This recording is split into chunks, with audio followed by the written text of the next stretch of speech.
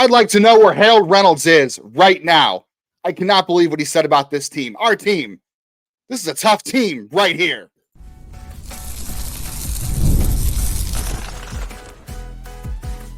You are Locked On Guardians, your daily podcast on the Cleveland Guardians. Part of the Locked On Podcast Network, your team every day. I don't know where Harold Reynolds is right now, but right here you are at Locked On Guardians. Thank you for tuning in. Before we get started, today's episode is brought to you by Tax Network USA. Did you know that it's never too late to resolve your tax issues with the IRS? Don't wait. Reduce your tax debt and get help from a team of licensed tax professionals. Call 1-800-549-1000 or visit tnusa.com/locked-on. Hope Harold Reynolds doesn't have any bets he's going to have to pay off on betting against the Guardians this year. He might need some help from tax people if that's the case. I am Justin Latta, one of your hosts of Locked On Guardians. This is Locked On Guardians, the daily podcast for your first place, best record in Major League Baseball, Cleveland Guardians. I've been covering the Guardians minor league system since 2007 for a whole bunch of different websites. Former editor of Guardians Baseball Insider, currently a contributor at News Herald in the Morning Journal, and also occasional contributor to Prospects Live. And we dive into all of the goings-on of your first place Cleveland Guardians, your best record Cleveland Guardians every day here, majors, minors, and even the draft. So if you are here to get your daily fix of Cleveland Guardians discussion, you are in the right place. We're glad to have you. Shout out to the Everydayer. Shout out to all the listeners who tuned into Tuesday's episode with me and John Fanta. John was fantastic. I know you all loved it. And it's fun to talk about this team right now because they're a fun team. I don't know how you're not buying in. I don't know what Harold Reynolds is watching. I don't know what year he's in. But it's been 77 games. And the Guardians, they just continue to find ways to win. Monday night, they win a pitcher's duel with Tanner Bibee stepping up as the ace and the bullpen coming in clutch late. And then on Wednesday, they have to score 10 runs to win. And Pedro Avila pitched 2 of them. And you had 6 hits from your 7 and 8 hitters who've been scuffling all year. This team continues to find ways to win. I know that if I came back from June 25th back into March, maybe even the second week of April when this team lost Shane Bieber to Tommy John, and I said, hey, on June 25th, the Guardians are going to win a game in which they have to combine for 30 hits with the Orioles, 18 runs. And oh, by the way, they're going to have the best record in baseball. They're going to have the best winning percentage in baseball after that game. And Shane Bieber's going to have pitched 2 games by that point. He's going to be out for the season. Gavin Williams hasn't shown up yet. And Trevor Stephan was gone before the season even started. Even the most optimistic people, the most supportive people who believed this team could be good would not have believed that this team was going to be the best team in baseball on June 25th. Without all that, I don't think if you're raising your hand right now and said, I believe that, put your hand down because you're crazier than anybody. And that's okay to be crazy because this team continues to defy odds, continues to defy expectations. I mean, they've broken Harold Reynolds' brain. He doesn't understand baseball. I don't think he knows what year it is. If you're not sure what I'm talking about, Harold Reynolds said on MLB Network on Tuesday Wednesday morning that he didn't believe Monday, it was not Monday or Tuesday, that he didn't believe in this team. He said they're not better than the Boston Red Sox. They're not better than the Tampa Bay Rays. We call them the Tampa Rays. I'm the Tampa Bay Rays. He said they're in a bad division. Last time I checked, there are 3 teams in this division that are over 500. The Royals were giving the Guardians all they can handle for a little bit. They've struggled recently. The Twins, at one point this year, had a 10-game winning streak. I don't know if they have that in again, but they did it, and they're still a decent team. I know everyone wants to hear that. This is still a good division. And it's not like they've played the White Sox 14. Heck, the White Sox have played the Guardians tougher than any other team in this division so far. They haven't beat up on the Tigers. They haven't beat up on the White Sox. Newsflash to Harold Reynolds. It is 2024. The days of 19 games in the division are over. It's a balanced schedule. You play more against your division still, but you play everybody the same. Who are they played, as he said? I don't know what this man's watching. I hope he was tuning in on Tuesday night. I know all of you were after Tuesday's podcast. It was a fantastic one. And once again, another playoff performance by both teams. From the get-go, the Guardians scored a run early, and then, of course, the Orioles punched right back, and then the Guardians came right back, scored 2 in the second inning. And these two teams scored a lot of runs early. The Guardians put up the first 0. They came back with 5 in the 4th. These two teams threw blows back at each other all night long, and it was the Guardians landing the final one in the 8th inning, thankfully. The fact this team was able to go between winning a 3-2 game the night before to winning a 10-8 game is just incredible. And again, as we said on Tuesday's podcast, they did it without Emmanuel Clase and Cade Smith. And heck, Cade Smith had a little bit of bad luck, and he gave up a run. Oh my goodness, Cade Smith, a lot of run in this one. And Sam Henches, a lot of run. So they had to do it without their 2 top arms on Tuesday in a close battle. And then they had to come back on Tuesday after Monday's battle. And they had to win a 10-8 game where it seemed like the last team batting was going to win. It was a home game for the Orioles. And that ballpark is just known for offense. And that's what the Orioles do. They have a great offense. Just unbelievable the way this team is able to punch back. Nothing is surprising anymore. I mean, maybe some of this doesn't make sense. Sometimes it's hard to figure out how this is working because, again, I don't think anybody coming into the year looking at this lineup thought this team was capable of this. Nobody had Steven Kwan coming in and being an all-star, an MVP candidate. Jose Ramirez is Jose Ramirez, and the rest of this lineup, again, we keep saying it. They find different guys to contribute. It's Will Brennan some nights. It's Josh Naylor some nights. So it's been Tyler Freeman. It's been Daniel Sheeman. Tonight it was Bo Naylor and Gabriel Arias, the most likely heroes, of course. Bo Naylor's bat seems to be coming around at the right time, which is just glorious. And patience is the key word there for any young player, especially catchers. My goodness, we'll talk more about Bo Naylor, of course. But this team, they find different ways to win. Austin Hedges said this a while ago. I know everybody watching this has seen the interviews. And he said, we're playing every day like it's a playoff game because when we get to October, we'll have gone through it. Every day is a playoff game. You don't want that game in April. You don't want that game in May to be the game you don't show up and give 110%. And you lose that game and you look back in the standings at the end of the year, and that's the reason why you didn't make the playoffs or you didn't get an extra home game in the playoffs. And right now, if the season ended right now, which we don't want it to because this is a lot of fun, the Guardians have a first-round bye. They have the best record in baseball.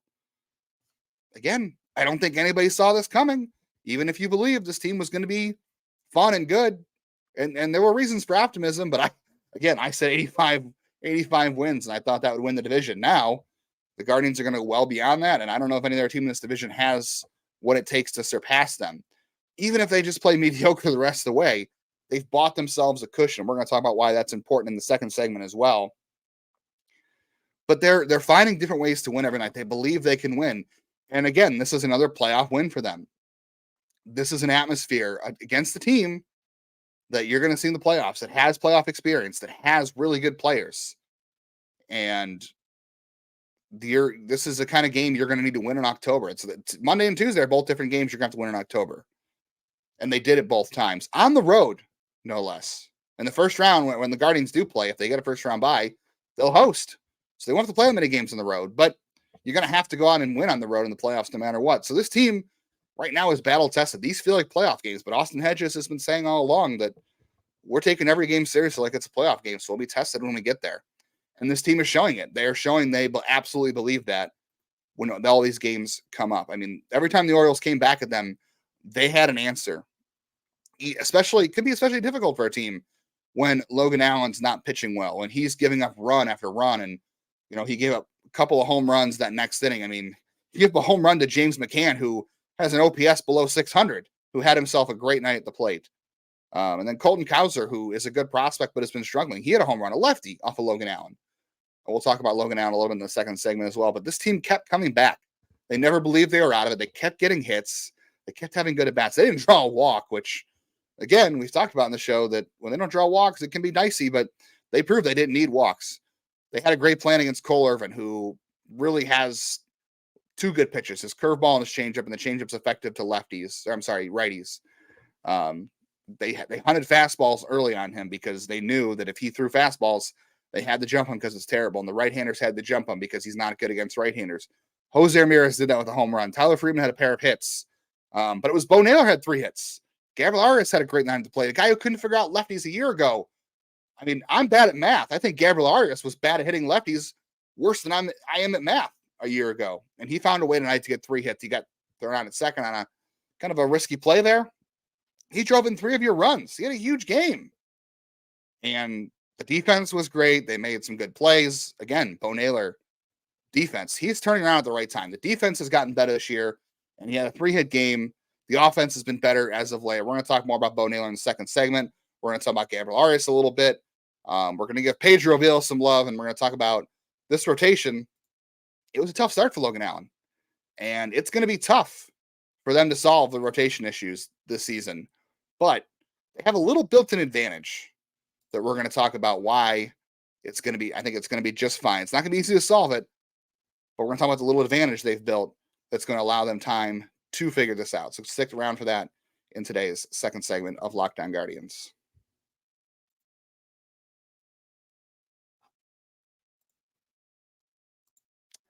And at eBay Motors, we know it is passion, drive, and patience, of course. That is the winning formula for championships. Also, it keeps your ride or die alive. eBay Motors is everything you need to maintain your vehicle and level it up to peak performance. Superchargers like a manual Class A, roof racks, exhaust kits, LED headlights, and more. So if you're into speed or power or style, eBay Motors has you covered. Over 122 million parts for your number one ride or die. You'll always find exactly what you're looking for. And with the eBay Guaranteed Fit, your part is guaranteed to fit your ride every time or your money back, because with eBay Motors, you are burning rubber like the Guardians in the standings, leaving everybody behind and not cash. All the parts you need, the prices you want. It's easy to make your car the MVP and bring home huge wins like the Guardians have done all week against Baltimore. Keep your ride or die alive at ebaymotors.com. Eligible items only. Exclusions apply. eBay Guaranteed Fit. Available only to U.S. customers. If you are selling B2B, it is a tough time right now, let me tell you. If you're struggling to close deals, I want to tell you about LinkedIn Sales Navigator. LinkedIn Sales Navigator is a sales intelligence platform that helps professionals effectively prospect and engage high-value customers, driving higher revenue and increasing sales performance. Sales Navigator helps you target the right buyers, surface key signals such as job changes and which accounts you should prioritize, and helps you find hidden allies like Bo Naylor, so you can find those buyers that are more likely to convert. Fueled by LinkedIn's 1 billion member platform, Sales Navigator gives you the most up-to-date first-party data, enabling you to unlock conversations with the people that matter. Right now, you can try LinkedIn Sales Navigator and get a 60-day free trial. That is one of the longer free trials you'll get on this network from an offer at linkedin.com/lockedon. That is linkedin.com/lockedon for a 60-day free trial. Let LinkedIn Sales Navigator help you sell like Jose Ramirez, a superstar, today. Go to linkedin.com/lockedon to get started. Maybe you are tired of the big networks. Maybe you're tired of MLB Network. Let's talk about the Locked On Sports Today YouTube channel. Locked On Sports Today brings you can't miss analysis. It is a free 24/7 sports streaming channel program for you every day to bring the biggest stories about all the screaming and all the bad opinions on your teams, like the Guardians, that you're finding on big networks right now. It is streaming 24/7 on YouTube and free Amazon Fire TV channels app, part of the Locked On Podcast Network, where we cover your team every day. Let's get back to it. Gabriel Arias, 3 hits tonight. Let's talk about Bo Naylor first. Bo Naylor. So in the month of June, I should say, June's almost over, which is unbelievable, by the way. 719 OPS. He's still striking out quite a bit. He's not walking, which is really unusual for his profile. But it's a 719 OPS because he's hitting the ball harder again. He is slugging. He had a triple tonight. He's got 4 doubles this month. He's got a homer. The 3 hits were huge for him. He just looks like he is starting to get more comfortable at the plate. And, Jeff and I think we're as hard on Bo Naylor this year as anybody. Not saying anything, there were people who wanted to send him back to AAA, which was never going to happen. Truthfully, you needed him. You needed 3 catchers to make this work, because Hedges is kind of your caddy, your mentor, for the most part. So you're trying to play him as little as possible and getting the most value out of him in the clubhouse. And it also freed up David Fry to play a bunch of other positions when he was hot, which, hey, he also hit a double and an RBI tonight, which was the first run of the game. So, even though he cooled off a little bit, he's still contributing a double on Monday as well. But with catchers, especially young catchers, like I know Adley Rutschman came up and he is a superstar. He's a great player. Catchers take more time to develop. They just do. And Bo Naylor went through a tough year in 2021 in the minors coming off the pandemic. And his defense had the longest to go. I mean, nobody thought this was going to be a situation where Bo Naylor's defense would carry his value, and we were waiting for his offense to catch up. We thought it was going to be the other way around. It was going to be, can he out-hit his mistakes defensively? Well, props to Bo Naylor right now, because if you look over at his StatCast page, the framing, 95th percentile. I saw a Brooks Gate stat on Twitter. I don't have it with me right now, but 3 pitchers on the Guardians have benefited from the most missed strikes by umpires. And I know there's going to be some Twins fan out there who is going to hear that or see that and is going to melt down all over the place. And sorry, not sorry. That's due to Bo Naylor. Bo Naylor's framing has been incredible. 95th percentile, +4 runs in the framing column. His blocking, Jeff and I both talked about Bo Naylor's blocking early in the year was not good. It was costing them some runs. It was costing them to some pitchers to throw more high pressure pitches. It was just not good. It is now in the 70th percentile, +2. He has improved as a blocker. Throwing out runners is still a tall task right now, and there are only a handful of catchers in baseball who are great at controlling the run game with the new rules. And sometimes it's on the pitchers too. And Bo Naylor's pop time is 197, which puts from the 40th percentile. You want to be sub 2. It's 2 seconds from glove to second base. That's hard to do. I know this is why it's so hard. 1.97 is sub 2, which is good. And he's still only in the 40th percentile, which means there are a lot of catchers who are just really fast at doing this. They're probably doing a better job controlling the run game. That's one piece he's got to get down. But, you're going to be patient with backstops. And the Guardians wanted his defense. They wanted to work with this pitching staff, and can't really blame him for what's going on with the starting pitchers. But, it's someone you got to be patient with. You got to be patient with all these young players who were once top prospects in your system, because you invested the time and money on them to develop them, to draft them, all these things. And right now, Bo Naylor, he's coming around. We'll see where things go if he can sustain the stretch. But he had the hit off the lefty tonight. The at-bats look better, I think. The defense, again, has come around. This is really a good conversation in patience, especially with catchers. Catchers take longer to develop. They always do, because you've got the defensive side of thing. They get beat up so much. They're physically exhausted, which is why I've been saying for weeks that any offense you get from Bo Naylor is a bonus. And that's how the Guardians were able to win tonight. They got 6 hits from the bottom of the order. Brian Rocchio had a hit and an RBI as well. Also had a nice sacrifice hit that led to a run. So you got production from the bottom of the order, which is why you're able to win this game. And then Gabriel Arias, I know we have a lot of people who listen to the show who are not fans. 3 hits, and I know he got thrown out on one of them, but he had a hit last night as well on Monday night. He's had a good series, and he's just going to keep buying himself time. They're going to keep playing him if he's hitting, and why not? If he keeps hitting, put him in there. Let him find some confidence. You can move him around at different positions. I probably won't see him in center field again, which is fine, because you have Freeman and Schneemann now. Say that 10 times fast together. And, it's going to be hard. You got Jonathan Rodriguez up here. Maybe you can put him at third and DH Jose, give him a day off. Again, keep hitting him until it doesn't work. I think this is the only thing you can really do right now with him. And I know some people want to see Jose Tena up here. They want to see, Juan Brito or whatever, which we're going to talk about prospects in the third segment, because we've got promotions to get to. We maybe even have some draft stuff to get to today that I promised. If we have time, we'll see. But Gabriel Arias is going to keep buying himself some time. We'll see how far this thing can go. But until they really come up with a really more stable option, we'll find out. But he's going to keep playing. And key part of the Guardians win on Tuesday night. Another key part of that win was Pedro Avila. I said on the show a few weeks ago, we were talking about additions, and I still think the Guardians would benefit from adding a reliever at this deadline. By the way, as I'm recording this, the Royals lost again. So the Royals are closer to the Detroit Tigers in the standings than they are the Guardians. They're only 5 games ahead of the Tigers. They're 10 games back of the Guardians. So the Twins are 8.5 out. They're playing out west, so that game's not over as I'm recording. But Pedro Avila wasn't perfect. He did walk 3, but he gave you 2 1/3 scoreless innings. He navigated that game as best he could, and it was scoreless. And he was the first guy all night for the Guardians pitching staff to put up a couple of zeros, and man, they needed it. And it bought you some time, and you just didn't have the depth in the bullpen tonight. They couldn't go to Hunter Gaddis again. They couldn't go to Tim Herron.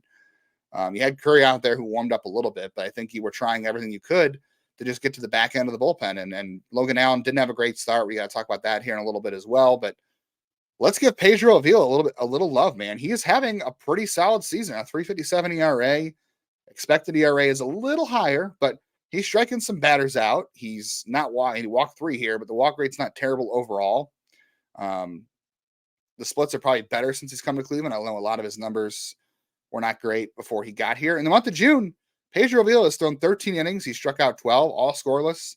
Again, 9 walks. That's definitely something you don't love, but the guy has come up clutch in some situations when they've really needed him to eat some innings. And this is probably not a game you would have liked to have counted on him in. I think you like him to eat the innings like he did on Friday against Toronto when you were up big and you wanted to save other guys from pitching. But he pitched in a game that really mattered here, and he came through.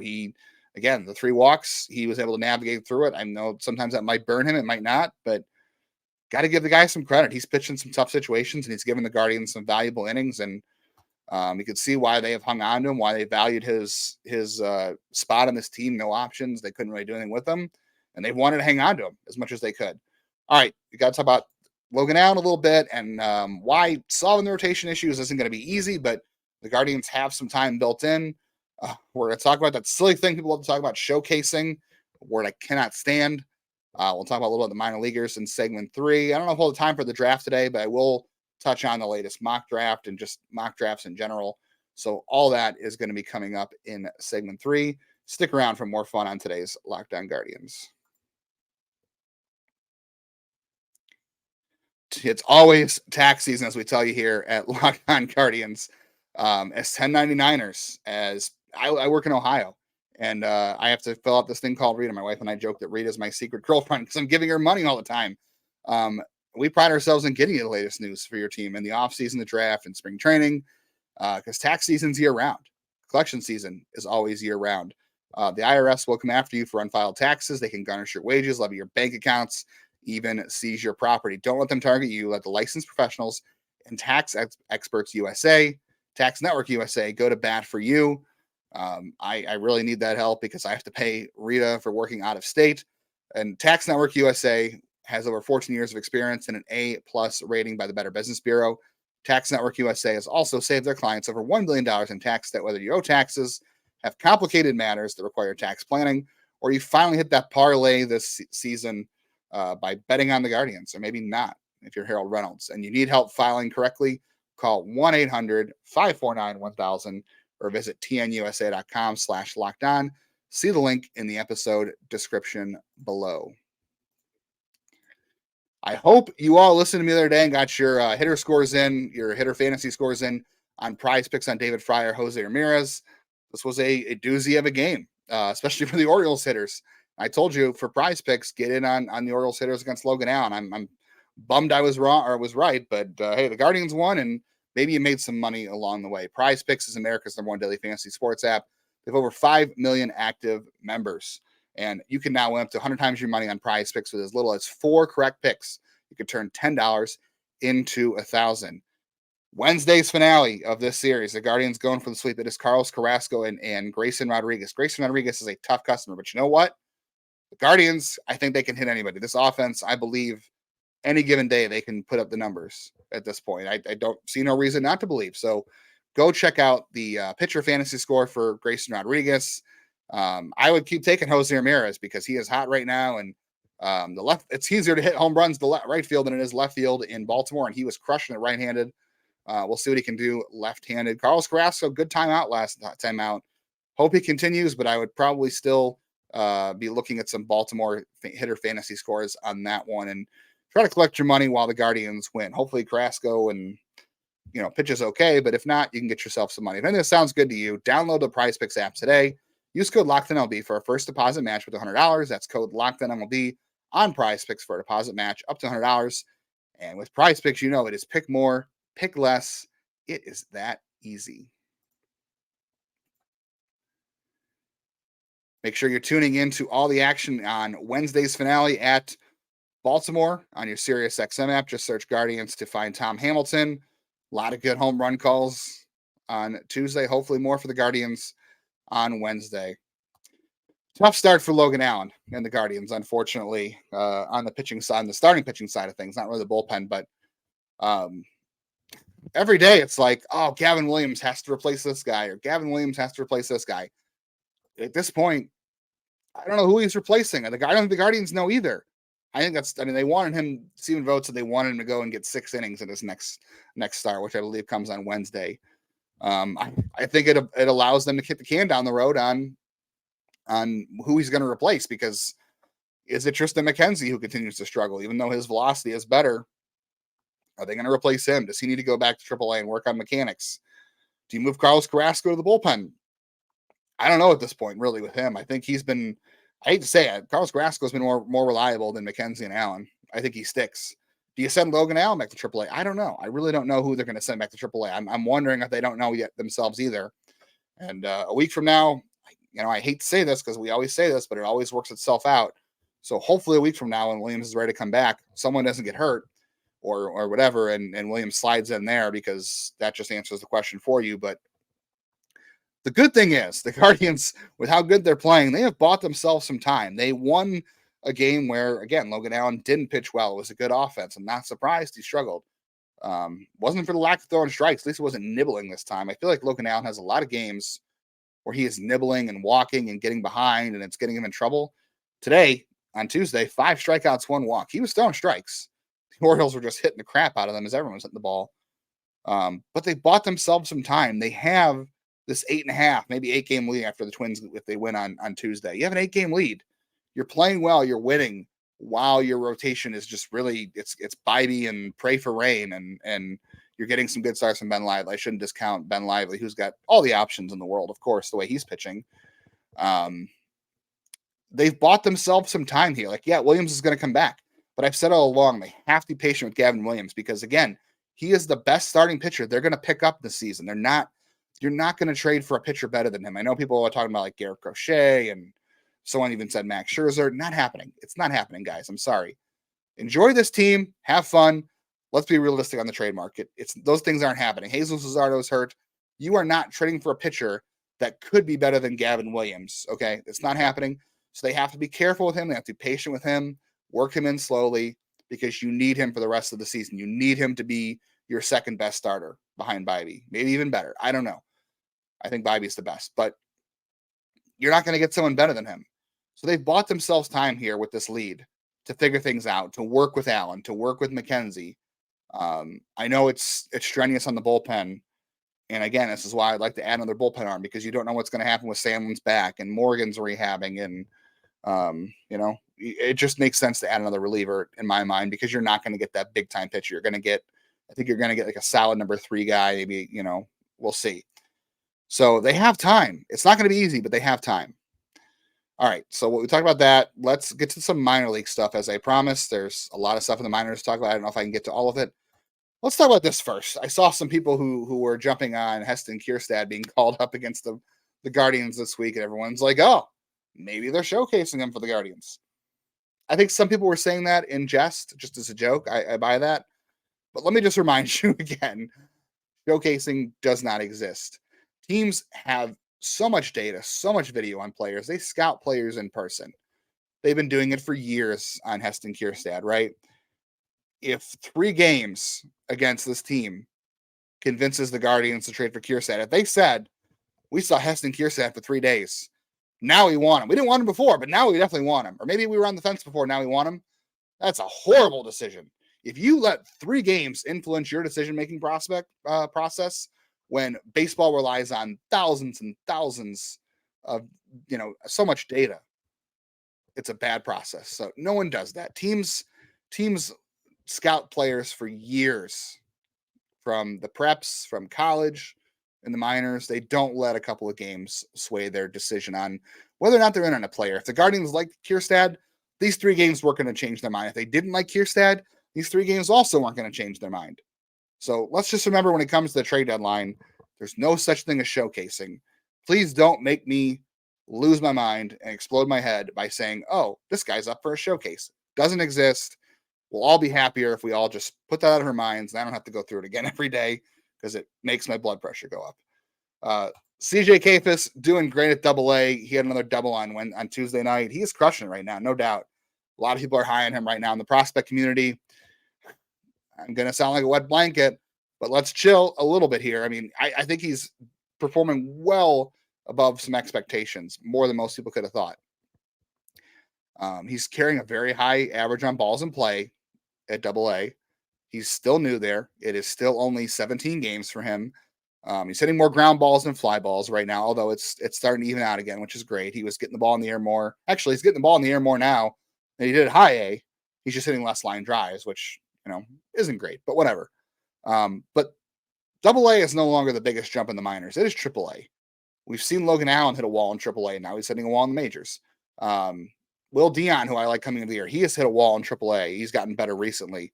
Andrew Walters, who we thought was going to be in the Guardians bullpen next month, probably won't be because he's hit a wall in AAA. AAA is now the biggest jump. It used to be the AA was because you had AAA as kind of a holding pen for prospects and depth, which is still the case. But because they have reduced the size of the minor leagues and how many players you can have, AAA there's a huge gap between the majors and AAA, but now there's a bigger gap between AAA and AA. So AAA is really a bigger gap. Of course, the majors is the biggest, but there are bigger gaps than there used to be at those levels. That AA used to be kind of like, all right, if you perform at AA, you're probably going to carry some of that stuff in the AAA now because the ball is also different in AAA, which is a story for another day. So just wait till guys get the AAA. That's my thing. But I'm happy for Kayfus. Some people have been asking about Jhonkensy Noel. That man's been on a heater for 2 months now. He has not cooled off. I think he does deserve a shot in the majors. I'm not going to say he doesn't because, again, the Guardians are out of options on him next year, and you do not want to let a guy like that go away without seeing what happens because you just never know. I'm going to point out 2 things. I know people are going to be upset with me about doing this, but again, a 40% chase rate and a contact rate of 74%. That chase rate puts him in the bottom 5 of major league hitters if he qualified for a bats in the major leagues. And those are guys who have been doing it in the majors longer and had lower chase rates in the minors because this is not a 1-to-1 translation. A 40% chase rate in the minors is going to go up in the majors because pitching's better. So those guys who have a 40% chase rate in the majors are sustaining it because they had lower chase rates in the minors.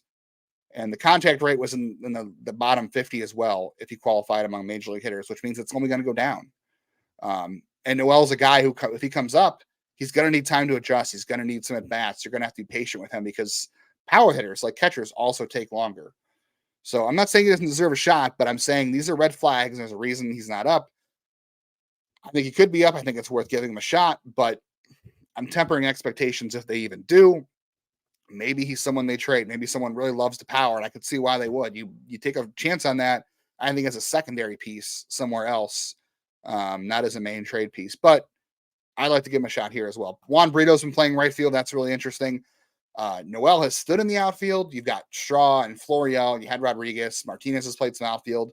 Prees is on the developmental list now, which bummer for him. But they had a lot of options in the outfield in AAA. So to play Juan Brito in right field feels intentional. I kind of feel like he's a trade piece right now as well. I really like him, though. Out of all the prospects in AAA, he is my favorite to translate offensively in the majors. It just depends on where he's going to be able to fit in defensively. And then finally, promotions for Nikhazy, Messick, and Peterson. Nikhazy's finally at AAA. No shock, he's the first one to get those innings up there. I think the changes to his arm slot are real. He's still got some control issues, which is what his issue was before, but the stuff plays, and I think that's why he deserves the shot first. He's the most talented out of all of them, although I like Ryan Webb a little bit as well. Messick goes to AA. He had a 5-inning rain-shortened shutout in his first appearance there. Not surprised. That is long overdue. And Austin Peterson's going to join him there. That is long overdue as well. A lot of people have asked about Peterson, what his future is. I think he's probably number 5, but I'm not going to discount him because the guy's got great extension. He's lanky. The fastball plays up above its velocity. He's got a good slider, and he controls everything. There's some Ben Lively to that right there. I really like some of the traits there. I'm not saying he's going to be a great pitcher. I think he's probably more Adam Plutko, or I think he's a Ben Lively at the most, but that's not a bad thing. Look what Lively's done. They like that profile. And I'm going to say one last thing. Beware of mocks. Mock drafts are great. I love them. They're great information. They're super fun. People change their mocks all the time, as we said. They change their mocks based on the hot rumor or just trying to get it right. There's a lot of things that go into that. Just beware when you see a mock change 5 different times. Just beware of what all the information they've changed in there, because it's not always going to hold up. All right, we didn't have much time to get to the MLB Combine.